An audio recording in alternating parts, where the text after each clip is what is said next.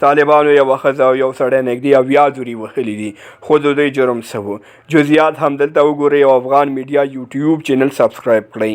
د طالبانو سترې محکمې د ننګرهار په کوز کونړ خیبه ولسوالۍ کې له کوره د تېښتې د هڅې په تور په 29 درو د یوې ښځې د وهلو خبر ورکړ.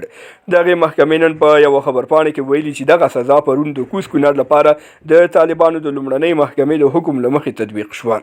سترې محکمې پرون هم په ننګرهار کې په 2 کسانو د تعزیري سزاګانو د تطبیق خبر ورکړی و. په افغانستان کې د ملګرو ملتونو مرستندویه ماموریت د یونما په خپل 3 میاشتني راپور کې چې 13 پنجشنبه یې خپور کړ ویلي دي طالبانو د جولای د لومړۍ نیټې د سپټمبر تر 13مې نیټې پورې په افغانستان کې 111 بدني مجازات پر 15 نارینه، 15 ښځو او 1 نجلۍ تطبیق کړي او یونما دا پیښې مستندې کړي دي. ملګرو ملتونو او د بشري حقونو نورو بنسټونو له طالبانو غوښتي چې دغه ډول مجازات ودروي. تاسې په دې اړه څه ویل لرئ؟ تر بیا ښه وختونه لویه لامل شه.